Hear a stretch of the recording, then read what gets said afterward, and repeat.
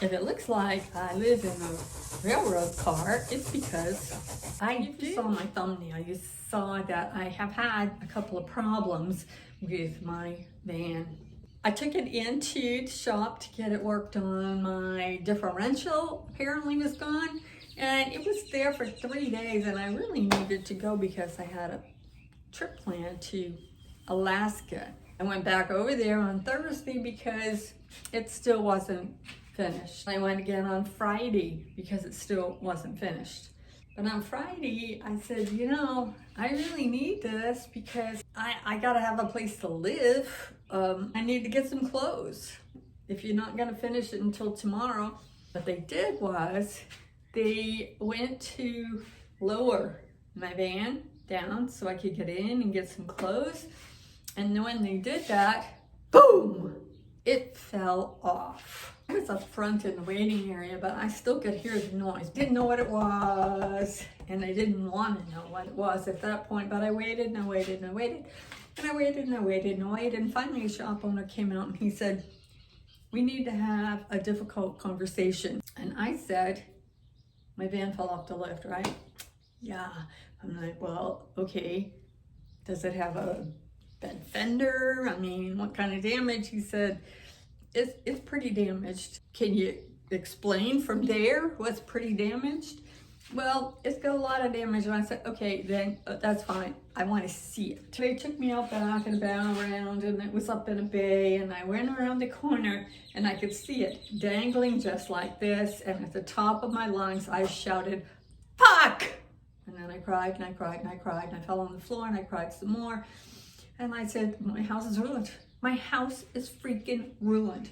My house is ruined. I have no house. Do you understand that? This is my house." At this point, I'm still crying.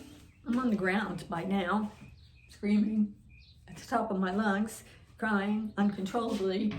And my husband was there, and he's trying to comfort me. And my daughter came, her husband came, shop owner's there, other people are there.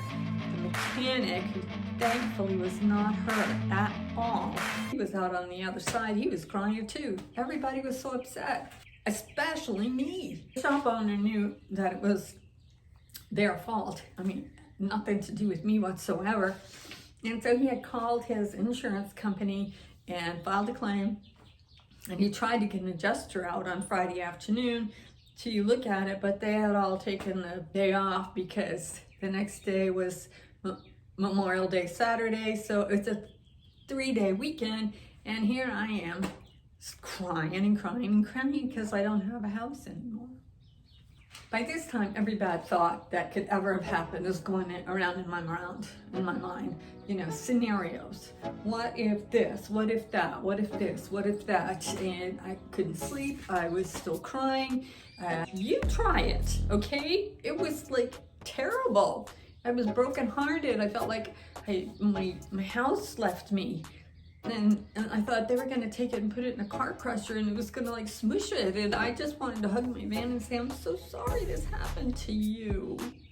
I filed a claim with my insurance company as well because I wanted somebody to represent me if the shop's insurance company didn't live up to my expectations.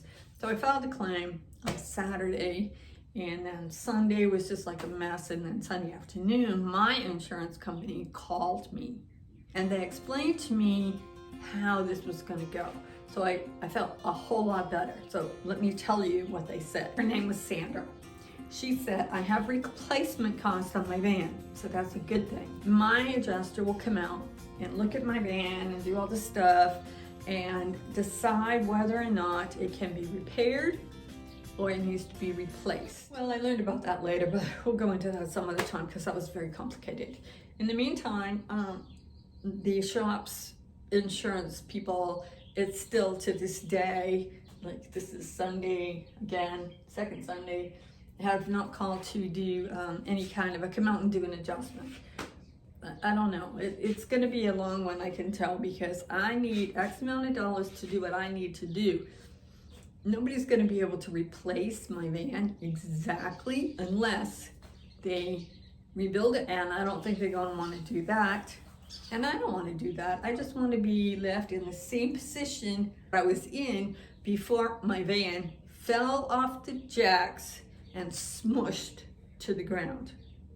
I'll give you all part 2 or 3 or 10 or whatever as we progress through this.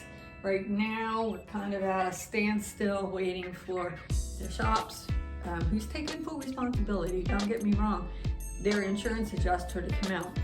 However, they've taken full responsibility, but they still have to watch their butt.